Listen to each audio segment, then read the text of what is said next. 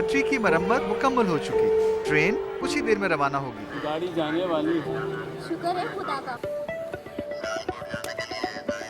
सफर में हूँ पर खबरों से दूर नहीं, क्योंकि जानते रहना लाजमी है।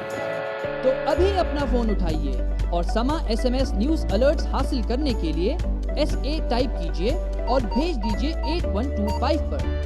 समा SMS न्यूज अलर्ट्स, जानते रहना लाजमी है।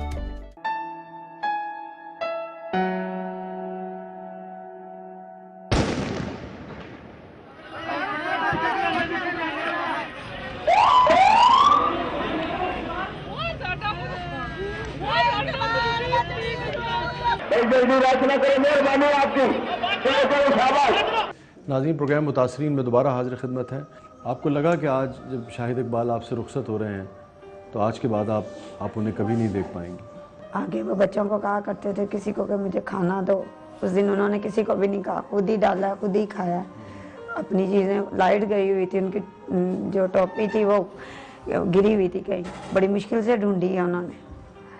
तो मैंने तो नहीं कहा, मैंने कभी भी नहीं कहा था। एक दो दफ़ा कहा तो कहा मुझे इस काम से मना नहीं करना, कि ये कहो कि मैंने नहीं जाना, मैंने जाना है और उधर ही जाना। अगर मेरी शहादत वहीं पे होगी तो उससे ज़्यादा मुझे मुकाम कहीं पे नहीं मिलेगा। बस यही बात थी। जाते दफ़ा यही कहा है कि बच्चों का ख्याल रखना है। कब आपको इत्तला मिली कि शाहिद इकबाल साहब अब इस दुनिया में नहीं रहे? इतला तो हमें 3 दिन के बाद मिली, लेकिन फ़ोन उसी वक्त आ गया था। जिनके सामने शहादत हुई थी वो घबरा रहे थे, बता नहीं सकते थे। उन्होंने फ़ोन किया हम कि ना शाहिद साहब घर आ गए। हमने कहा नहीं, कहते दरबार ना बम ब्लास्टिंग हो गई है। जो थे पहले मुझे ये था कि रज़ाकारों के साथ शाहिद दरबार में सफाई करते हों, लेकिन नज़र नहीं आए कहीं भी। लेकिन जिस जगह वहाँ उनकी थी ड्यूटी, बम ब्लास्टिंग वहाँ पे ही था।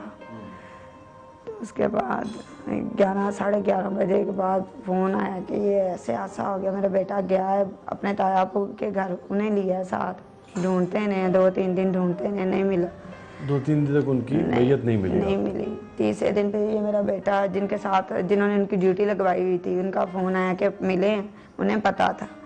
तो इन्होंने कहा कि मैंने अपने पापा आपसे लेने हैं, हमने आपके साथ भेजे थे, आपसे लेने हैं। फिर उन्होंने मगरिब की नमाज के बाद फ़ोन किया पहले कि शाहिद साहब की जो है ना डेड बॉडी वो मम्मी हॉस्पिटल में है तो शनाख्त कर लें जाके।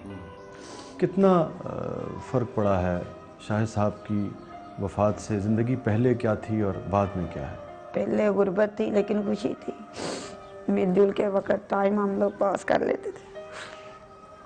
अब ये मेरा बेटा है, 2 बच्चों की मैंने तालीम छोटे हैं उनकी छुड़वा दिया। आपको पता है कि ऐसे हालात हों तो अपने भी पीछा छोड़ देते हैं। जब शाहिद साहब थे तो बच्चे पढ़ रहे थे? हाँ जी, पढ़ रहे थे। तो उनके जाने से एक तो ये नुकसान हुआ कि आपके बच्चों की तालीम ख़त्म हो गई। हाँ जी। जॉब क्या करते थे? खरात का काम करते थे। खरात का काम करते? हाँ जी। और उसके बाद जो वक्त मिलता था वो दादा दरबार पे? हाँ जी, वहाँ पे चले जाया करते थे। तो शाहिद साहब के बाद फिर घर के अखराजात, 9 बच्चे, आपका ख़र्चा, घर का ख़र्चा, ये सब कैसे चल रहा है? मैं तो ये कहती हूँ ये हुकूमत को सोचना चाहिए, मुझे नहीं।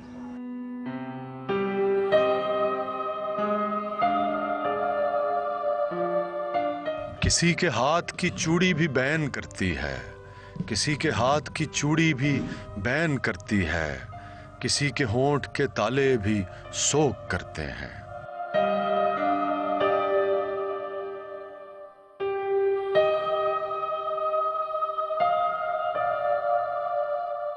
दाता दरबार पर जो दहशतगर्दी का वाक़या हुआ था और उसमें जो रज़ाकार जहाँ भाग हुए थे शाहिद इकबाल साहब, इस वक्त उनके घर हम मौजूद हैं। हमने पहले उनकी बेगम साहिबा से गुफ्तगू की, जो उनकी बेवा हैं, अब उनके जो बड़े बेटे हैं उनसे बात करते हैं। क्या नाम है आपका? जाहिद इकबाल नाम है मेरा। उस वक्त आप यकीनन 13-14 साल के होंगे जब आपके? जी, मेरी उम्र 15 साल थी उसमें। प्यार करते थे आपसे वो? सबसे ज़्यादा प्यार मुझे ही करते थे, शरी शरी नाम से पुकारते थे। किन मौक़ों पे आपको अपने अब्बू ज़्यादा याद आते हैं?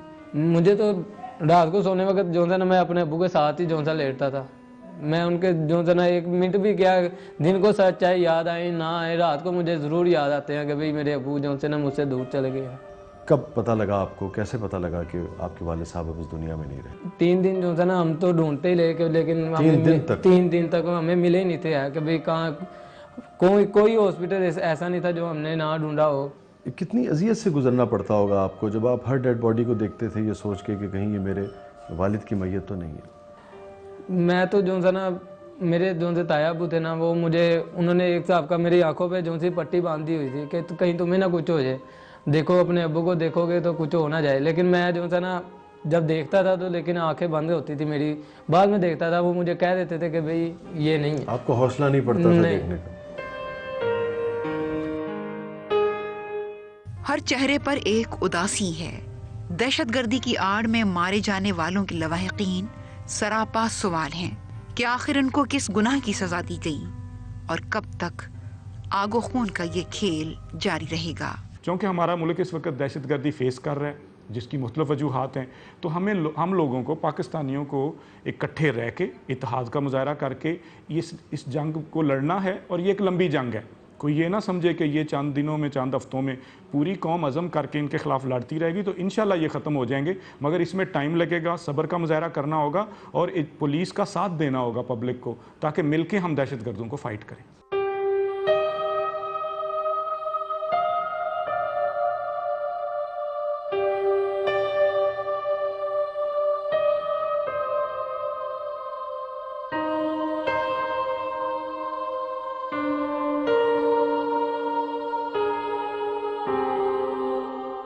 फलक पे चांद के हाले भी सोख करते हैं, फलक पे चांद के हाले भी सोख करते हैं, जमी पे घर के उजाले भी सोख करते हैं। गली गली में वो बिखरे हैं जुल्म के मंजर, गली गली में वो बिखरे हैं जुल्म के मंजर, के जुल्म तोड़ने वाले भी सोख करते हैं। तुम अपने दुख पे अकेले नहीं हो अफसुरदा, तुम अपने दुख पे अकेले नहीं हो अफसुरदा, तुम्हारे चाहने वाले भी सोख करते हैं। बड़ी बेटी हैं शाहिद इकबाल साहब की? जी। क्या कहते थे जब आपको प्यार करते थे, आपके पास आते थे?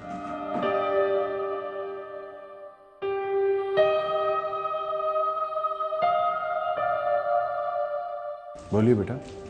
जब मैं किसी के अब्बू को देखती हूँ ना होते तो मैं भी ये कहती हूँ कि काश हमारे भी पापा आते।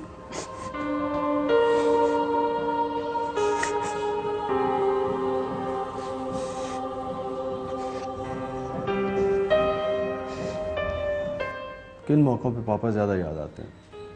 ख़ास तौर पे पढ़ाई के वक्त जब मैं फर्स्ट पोजीशन लेती थी ना, तो वो जब मैं कप लेकर आती थी ना, रात को दिखाती थी ना, तो उन्होंने ख़ास तौर पे मेरा माथा चूमना, फिर मुझे शाबाश देनी, फिर कहते थे मेरी ये बेटी पढ़ जाएगी। ज़िद करती थी कभी उनसे? 4th क्लास में ज्योमेट्री की ज़रूरत पड़ी थी तो मैंने ज़िद की थी। मेरी मामा कहते थे, मेरी मामा ने नहीं मुझे ला कर दी, तो हमारे सर गुस्से होते थे हमें। तो मैंने अपनी मामा को कहा, मेरी मामा कहती नहीं मैं नहीं ला कर देनी। मेरे रात को अपने पापा को कहा, सुबह को देखा मेरे पास ज्योमेट्री पड़ी हुई थी, मैं बहुत खुश हुई।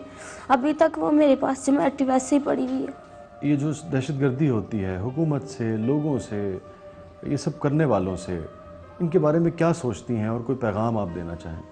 मैं हुकूमत से यही दरख्वास्त करना चाहती हूँ कि वो ख़ास तौर पे दाता दरबार, जहाँ इतनी ज़्यादा सिक्योरिटी होने के बावजूद भी वहाँ पे बम ब्लास्ट हुआ है, मैं यही ताउन करना चाहती हूँ कि आइंदा वहाँ पे कोई बम ब्लास्ट ना हो।